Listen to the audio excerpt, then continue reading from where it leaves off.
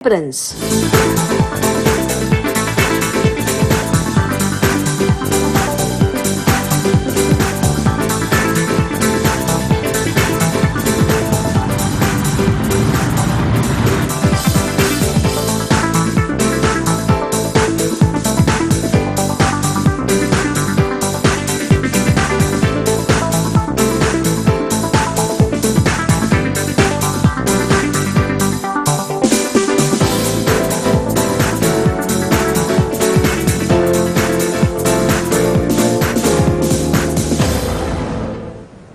नमस्कार मंडळी, स्वागत आहे आपल्या कार्यक्रमात. अर्थातच बीएससी प्रस्तुत बंदा रुपया आपला पैसा आपली गुंतवणूक. मंडळी, मार्केटवर आता सध्या स्थितीमध्ये बऱ्याच गोष्टींचा प्रभाव आहे. काही धोरणात्मक बाबी आत्ताच जाहीर झालेला अर्थसंकल्प असेल किंवा आपला युरोपियन युनियन बरोबर झालेली ट्रेड डील, US बरोबर झालेली ट्रेड डील, त्याच्याबरोबरीने जी काही सोनं आणि चांदी याच्यामध्ये जी हालचाल चाललेली आहे, अशा बऱ्याच गोष्टींचा प्रभाव आपल्याला मार्केटमध्ये दिसतोय. यातल्या काही गोष्टी मूलभूत आहेत, काही धोरणात्मक आहेत आणि तसंच काही गोष्टी भावनिक म्हणजे सेंटिमेंटल गोष्टी आहेत. आणि ह्या सगळ्याचं विश्लेषण करण्यासाठी आज आपल्याबरोबर आजच्या प्रोग्राममध्ये सामील आहेत श्री राकेश जजा, फाउंडर राकेश जजा ट्रेनिंग अकॅडमी. जसं मी सुरुवातीला म्हटलं, राकेशजी तुमच्यापासून सुरुवात करतो की आता मार्केटवर बऱ्याच धोरणात्मक गोष्टींचा प्रभाव आहे. म्हणजे त्यात अर्थसंकल्प असतील, आपण ज्या ट्रेड डील्स ज्या सध्या अनाऊन्स केलेल्या आहेत त्या वाटचाली असेल, तसंच आज मोठी गोष्ट म्हणजे RBIची आज मॉनिटरी पॉलिसी, क्रेडिट पॉलिसी जाहीर होणार आहे. तर त्यात साधारणतः त्यात काय अपेक्षित आहे? क्रेडिट पॉलिसीबद्दल बोललं तर आपण तर तसं म्हटलं तर व्याजदर वगैरे जे कमी होण्याची मुख्यतः तीच लोकांचा बघण्याचा दृष्टिकोन असतो की यावेळेस व्याजदर कमी होतील किंवा नाही. तर यावेळेस तसं त्याची शक्यता खूप कमी आहे. पण तरी पण आजची क्रेडिट पॉलिसीचं खूप डिटेलमध्ये बघणं खूप आवश्यक आहे. याचं कारण असं की धोरण काय असणार आहे. आता ज्या आपण जे बजेट बघितलं, बजेटचा परिणाम पुढच्या RBIच्या दृष्टिकोनातून बजेट कसं आहे हे कळेल प्रत्येक. आणि वरून जे ग्लोबल सिनारिओ आहे तिथे त्याचा आपल्या भारतावर काय परिणाम होणार. दुसरं आपण बघितलं की ट्रेड डील बद्दल सध्या खूप चालू आहे की ट्रेड डीलचे काय इफेक्ट आपल्या भारताच्या अर्थव्यवस्थेवर होतील. तो पण एक महत्त्वाचा भाग आहे. ते पण आपल्याला याच्यातून पॉलिसीतून दिसून येईल. त्याच्यामुळे जे रुपयाचं खूप हे सध्या आपण मागच्या आठवड्यात एक चांगली हे बघितली, चढ उतार बघितली रुपयामध्ये. तर करन्सी बद्दल RBIचं काय धोरण असेल, ह्या सगळ्या गोष्टी त्याच्यातून बघणं खूप आवश्यक आहे. नक्कीच. तुमच्याकडे येतो की जसं सर म्हटले की रविवारी बोलवलं विद्यार्थ्यांना आणि त्यानंतर त्यांना पनिशमेंट दिली, तर STTचा काय अजून सखोल त्याचा पुढे चालून काय इम्पॅक्ट वाटेल? बघा कसं आहे की तो जसं सरांनी सांगितलं ना की तो एक टेम्पररी इफेक्ट होता, मार्केट त्याच्यामुळे पडलं. पण ऍक्च्युअली त्याचे दूरगामी परिणाम पण आहेत, असं नाही की नाही आहेत. त्याचा परिणाम साधारण बघा कसं असतं की जो रिटेल इन्व्हेस्टर आहे ना त्याला त्याचा काही फरक पडत नाही. समजा तुम्ही एक ट्रेड घेतला, त्याच्यात तुम्हाला ₹2 समजा तुम्ही STT भरतात, तिथं 2च्या ऐवजी ₹3 भरले, तुम्हाला काही फरक पडत नाही. रिटेल इन्व्हेस्टरला त्याचा काही फरक पडत नाही. पण फरक पडतो जे मोठे ट्रेडर्स असतात, जे लोक म्हणजे मोठ्या प्रमाणावर हेजिंग करत असतात आणि जे लोक तर ते डेरिव्हेटिव्ह मध्ये ना जे मोठे ट्रेडर्स असतात आणि त्यांना या गोष्टीचा खूप फरक पडणार आहे. कारण ज्या छोट्या मार्जिनसाठी ते ट्रेड करत असतात, तो मार्जिन या STT मुळे जाणार आहे. त्याच्यामुळे ते ट्रेड कसं करणार? तर त्याच्यामुळे एवढी पडझड झाली. साधारण माणसासाठी त्याचा फरक पडत नाही. म्हणजे हे समजून घेणं महत्त्वाचं आहे की 2-4 लॉट मध्ये मी जर काम करत असेल ना तर मला त्याच्यात पूर्ण ट्रेड मध्ये ₹5-6 रुपयाचा फरक पडणार आहे. तो दिसणार आहे, तो दिसणार नाही. मला तर फरक पडत नाही, मला तो माहित पण नसतो खरं म्हणजे. हो, ओके. मी साधारण ट्रेडर कधी पण जाऊन डिटेलमध्ये बघत नाही. तो फक्त काय बघतो, M to M की मला आज किती मिळाले किंवा माझे आज किती गेले. हो, बरोबर. पण जे लोक मोठ्या लेवलवर ट्रेड करत असतात, म्युच्युअल फंड, FI जे लोक आहेत की त्यांचं आहे ना हेजिंग आणि त्यांना दोन्ही साईडला ते ट्रेड करत असतात. त्याच्यामुळे आणि त्या खूप छोट्या मार्जिनसाठी ट्रेड करत असतात. म्हणजे असं झालं की पनिशमेंट जी होती ती हा. थोड्या विद्यार्थ्यांना होती, हा. पण भीती सर्व दूर पसरली. पण ती जी छोट्या लोकां कारण मेन प्लेयर्स तेच आहेत मार्केटमध्ये. जो मोठा टर्नओव्हर असतो करोडो अर्बोनमध्ये, ओके, तो अरबो रुपयांचा जो टर्नओव्हर होतो तो त्या लोकांमुळेच होत असतो. लहान छोटा ट्रेडर त्याच्यात काय करत नाहीये. तर मोठ्या लोकांना जर शिक्षा होणार असेल, जरी ते छोटे असले तरी, पण ट्रेड तर तिथंच होत आहे. तर त्याच्यामुळे तो एवढी पडझड आली आणि याचा परिणाम थोड्या नंतर पण चालू राहणार आहे.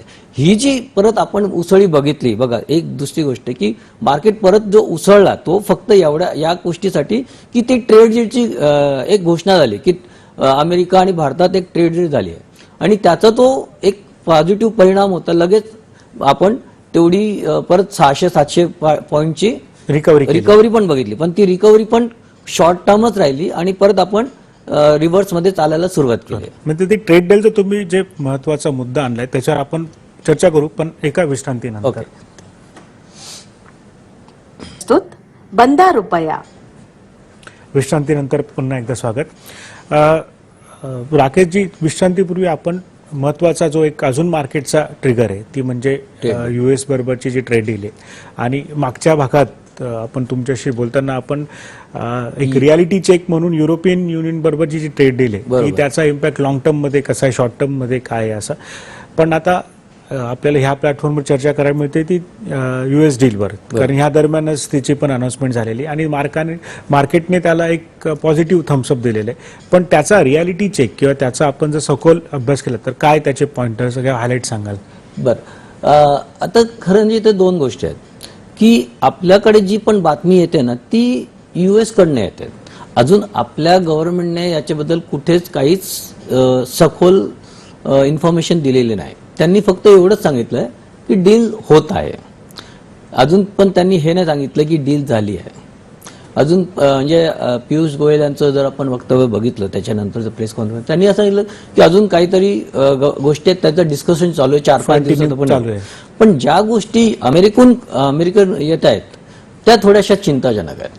ते चिंताजनक यामुळे आहेत की हा भाग झाला की आपलं जे टेरिफ आहे ते 50% 18% पर्यंत आहे. म्हणजे 50% म्हणजे ऍक्च्युली 25% तर 25 आणि 25 असं होतं.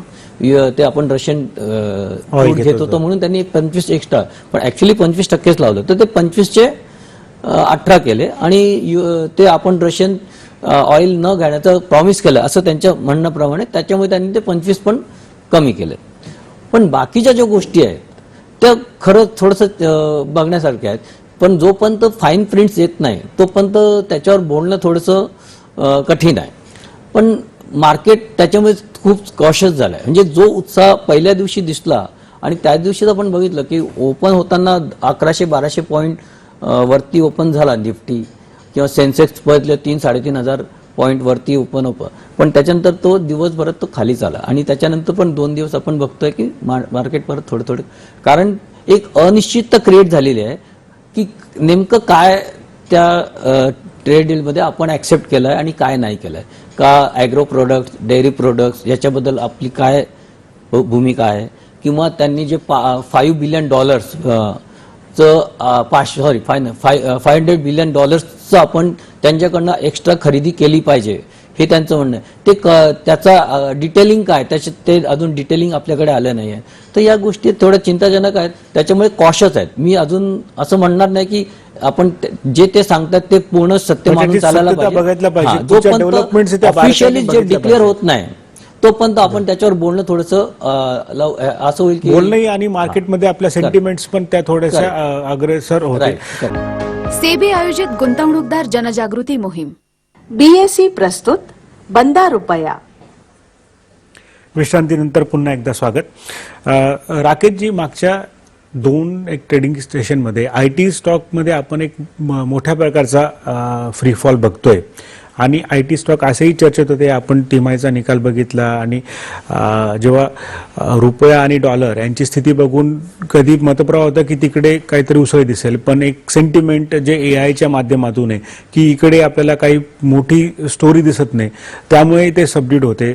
अशा बऱ्याच कारणांनी ते चर्चेत आहेच IT स्टॉक. आणि त्याच्यामध्ये जे फॉरेन इन्व्हेस्टर्स आहे त्यांनी आता IT स्टॉकला, भारताच्या IT स्टॉकला तेवढं प्राधान्य दिलेलं नाही आणि त्यात हे काल परवाची जो घसरणी या सगळ्यांबद्दल काय सांगाल? ॲक्च्युली आपण जर काल परवांबद्दल जे झालं आहे 2 दिवसात, आपण म्हणजे काल तर स्थिरच होते मार्केट IT, पण तरी निगेटिव्ह होतं. पण परवा आपण बघितली खूप मोठी घसरण, पण ती फक्त भारतात नाही, हे लक्षात घेण्यासारखं आहे. परवा जी घसरण झाली ती जागतिक लेवलवर, आणि काही मोठ्या कंपन्यांचे स्टॉक तर नॅसडॅकवर 25% पर्यंत पण घसरले होते. आणि ही परिस्थिती समजणं खूप आवश्यक आहे, कारण याला एक कारण झालं की अँथ्रोपिकने ते क्लाउड ऑफर्स 4 म्हणून एक AI एजंट रिलीज केलं. आणि ही जी सिस्टीम आहे, ही जी हे आहे, ती तुमच्या बिझनेसला पूर्णपणे चेंज करणार आहे. म्हणजे आता जी असिस्टंट लेवलची जी नोकरी आहे, जॉब आहे, ते सगळं असिस्टंटचं जॉब आहे ना, हे एक एजंट करू शकतं. म्हणजे समजा एक AI टूल करू शकतो, AI टूल आहे, AI एजंट आहे, ते करू शकतं. की समजा एक लॉ फर्म आहे आणि त्या लॉ फर्मच्या हिशोबाने ते AI टूलला समजा बनवलं, तर त्यांना लागणारी सगळी काही जी रेफरन्सेस आहेत ते तुम्हाला शोधून काढून त्याचे नोट्स बनवून त्याला प्रॉपर हे करून ते सगळं एक एजंट करू शकतो. It will work for 24/7. त्याच्यामुळे ना खूप मोठा धोका या गोष्टीचा झाला आहे की जे काम आपल्या IT कंपन्यांना आउटसोर्सिंग म्हणून मिळालं आहे, मागच्या 20-25 वर्षात एक मोठा जो आपलं काम मिळालं आहे, आपण म्हणतो की आपण सर्व्हिस हे करतो, एक्सपोर्ट करतो. सर्व्हिस म्हणजे काय, आपण BPO चालवतोय, तर BPOचं जे काम आहे ते भरपूर काम ते हे एक एजंटने होणार आहे. ही टेक्नॉलॉजी ते रिप्लेस कुठेतरी करू शकणार. तर त्याच्यामुळे या कंपन्यांचं बिझनेसमध्ये खूप फरक पडणार आहे. आणि या कंपन्यांचं नाही, नॉर्मल खूप साऱ्या कंपन्यांचं बिझनेस म्हणजे काम हे चेंज होणार आहे. त्याच्यामुळे ज्या सगळ्यात आपल्याला खूप महत्वाचं आहे, भारतासाठी खूप महत्वाचं हे याच्यासाठी आहे की याच्यामुळे जॉबचा खूप मोठा प्रॉब्लेम निर्माण होऊ शकतो. पुढच्या 3 वर्षात, इव्हन ॲलन मस्कच्या सांगण्याप्रमाणे की पुढच्या 3 वर्षात आहे ना, हे सगळं काही रिप्लेस होणार आहे AI एजंटवर. तर आपल्यासाठी खूप महत्वाचं याचं, कारण आपण जे महत्वाचं आहे की आपल्याकडे जी हे वेल्थ आहे ती लोकांच्या रूपाने आहे. आपली म्हणजे मोठी जी हे आहे ताकद आहे, ती म्हणतो आपण आमची लोक ही आमची ताकद आहे. पण त्या लोकांना जर जॉब मिळणार नसेल आणि बेकारी तर वाढणार असेल, तर आपल्यासाठी हा खूप मोठा प्रॉब्लेम पण होऊ शकतो. म्हणजे या कंपनीने स्वतःला रिइन्व्हेंट करणं गरज आहे, हा तो त्यासाठी एक ट्रिगर आहे. करेक्ट. तर या गोष्टीचा बाकीच्या बिझनेसवर पण खूप फरक पडणार आहे आणि त्याच्यामुळे लगेच याच्यावर काहीतरी उपाय करणं की कसे जॉब निर्माण करता येतील, या लोकांचे मिटिगेशन काय, याच्यामध्ये आपण किती आला नव्हतो किंवा हे टूल्स मध्ये आपलं पार्टिसिपेशन किती होतं, करेक्ट, हा पुढचा कोर्स आहे. आणि तो इन्व्हेस्टरला आणि कंपन्यांना आणि त्या ठिकाणी इन्व्हेस्टरने पण जागरूक राहून कोणत्या कंपन्यांचं काय पुढे चेंजेस होत आहेत हे आता मला एक सांगणं की प्रत्येक इन्व्हेस्टरने खूप जागरूक राहणं खूप आवश्यक आहे. गृहीत धरून काहीच चालणार नाही. नक्कीच. भूषणजी आणि राकेशजी, तुमचं आज सामील झाल्याबद्दल खूप धन्यवाद. आणि मंडळी, पुन्हा भेटूया अजून एका अर्थपूर्ण चर्चेसाठी. तोपर्यंत नमस्कार.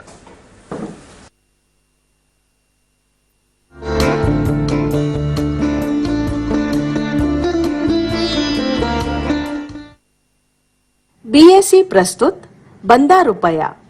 प्रस्तुतकर्ता BSE, द पॉवर ऑफ वायब्रन्स.